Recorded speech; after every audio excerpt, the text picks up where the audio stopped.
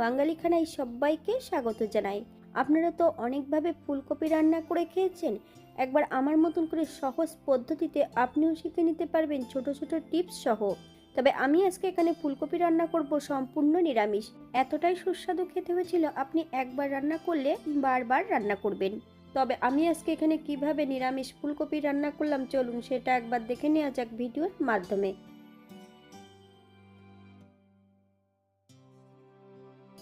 এখানে একটা আমি বড় সাইজের ফুলকপি নিয়ে নিয়েছি। এই ফুলকপিটার অর্ধেকটা ফুলকপি আমি রান্না করব।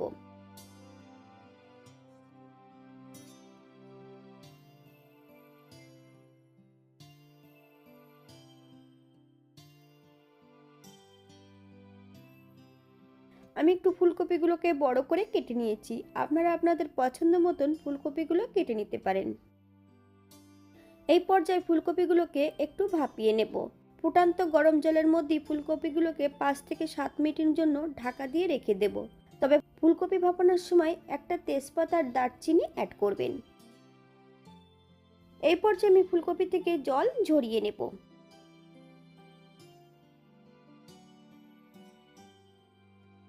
একটা কড়াইতে বেশ কিছুটা সাদা তেল অ্যাড করেছি, 1 চামচ হলুদ গুঁড়ো।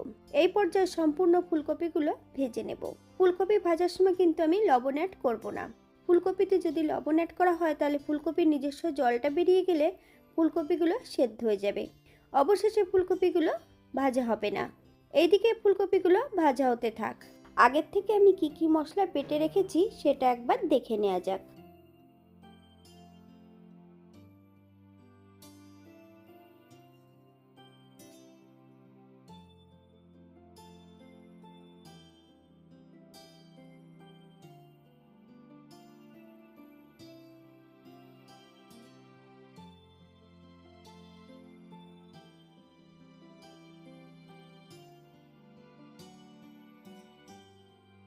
বাঙালি রান্না ঘরোয়া উপকরণ দিয়ে আপনাদের যদি রান্নাগুলো পছন্দ হয় তাহলে চ্যানেলটি সাবস্ক্রাইব করে দিয়ে পাশে থাকবেন। পাশে থাকা বেলটি বাজিয়ে দেবেন, নইলে নিত্য নতুন রান্নার নোটিফিকেশন পাবেন না।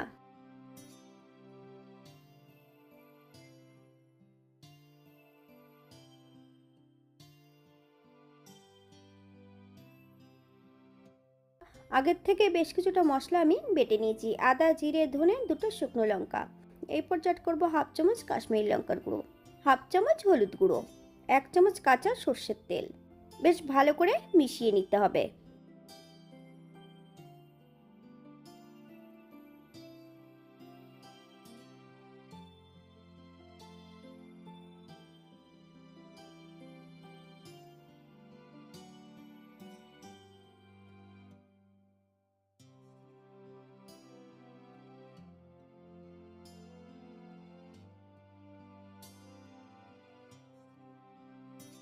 পর্যায়ে একটা কড়াইতে বেশ কিছুটা সাদা তেল অ্যাড করব। ফোড়নে রেখেছি সাদা জিরে। ফোড়ন থেকে সুগন্ধ বেরোলে সম্পূর্ণ বাটা মশলাটা অ্যাড করব। বেশ কয়েকটা কাঁচা লঙ্কা, আপনারা যদি পছন্দ করেন তাহলে পরিমাণে বাড়িয়ে দিতে পারেন। 1/2 চামচ লবণ।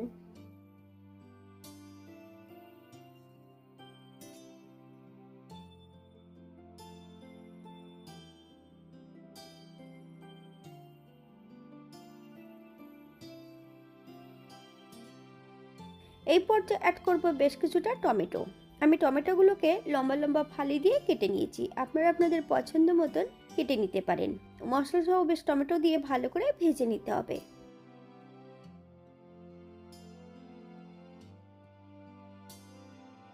এই পর্যায়ে মশলা দেওয়া বাটি থেকে বেশ কিছুটা জল অ্যাড করব। মশলা থেকে যতক্ষণ তেল না ছাড়ছে ততক্ষণ বেশ মশলাটা ভালো করে কষিয়ে নিতে হবে।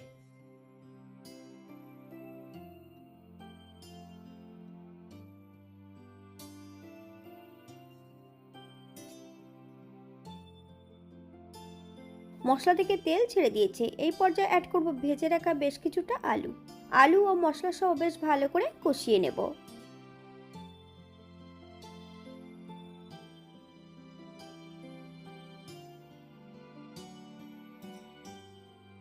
এই পর্যায়ে অ্যাড করব ভেজে রাখা সম্পূর্ণ ফুলকপিগুলো। ফুলকপি ও মশলা সহ বেশ ভালো করে কষিয়ে নিতে হবে।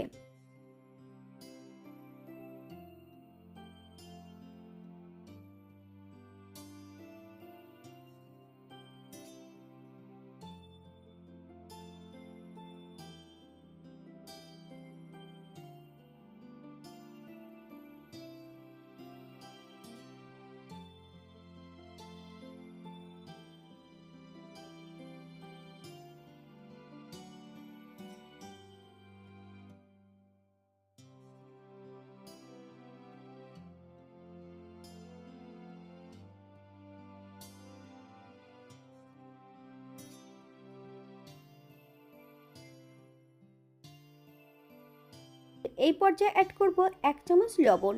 আপনার স্বাদ অনুসারে লবণ অ্যাড করবেন। যথারীতি ফুলকপি ভাজার সময় কিন্তু আমি এখানে লবণ অ্যাড করিনি, তাই এই পর্যায়ে একটু বেশি করে লবণ অ্যাড করে নিয়েছি।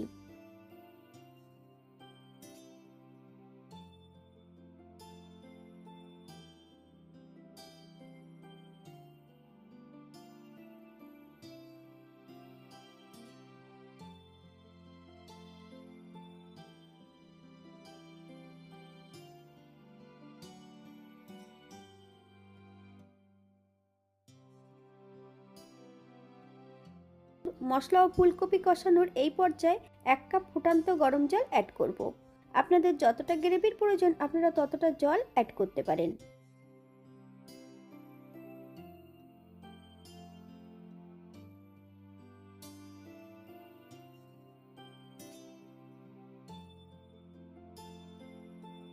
এই পর্যায়ে বেশ ভালো করে নেড়েচেড়ে মিশিয়ে নেব। 5 থেকে 7 মিনিটের জন্য ঢাকা দিয়ে রেখে দেব মিডিয়াম আঁচে, অথবা যতক্ষণ সবজিগুলো সেদ্ধ না আছে ততক্ষণ ঢাকা দিয়ে রেখে দিতে হবে।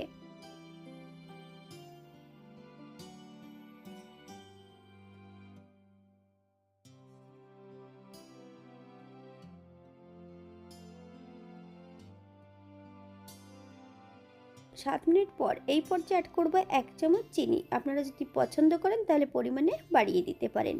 চিনি অ্যাড করার পর 3 থেকে 4 মিনিটের মতন বেশ হাই ফ্লেমে রান্না করে নিতে হবে, নইলে চিনির কাঁচা গন্ধটা থেকে যেতে পারে।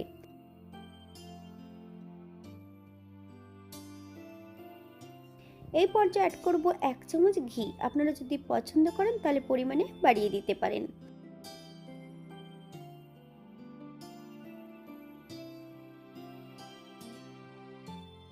আমি যখন মশলা বেটেছিলাম তখন কিন্তু আমি গরম মশলাটা একই সঙ্গে বেটে নিয়েছিলাম, তাই এই পর্যায়ে কোনো গরম মশলা বাটা অ্যাড করব না।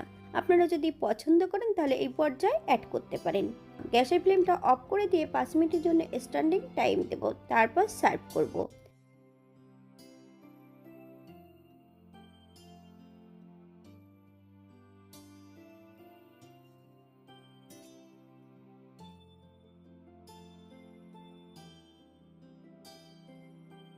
এটা দেখতে যেমন ভারী সুন্দর হয়েছে, এটা গরম ভাতে, রুটি, পরোটা সব কিছুর সঙ্গে অসম্ভব ভালো লাগবে।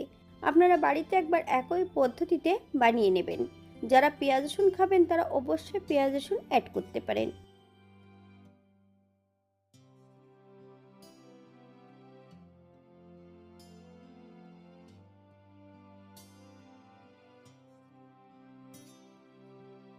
আজকের ভিডিওটি এই পর্যন্ত। সবাই সুস্থ থাকবেন, ভালো থাকবেন। অন্যদিন নতুন রেসিপি নিয়ে আপনাদের সামনে আবার আমি হাজির হব।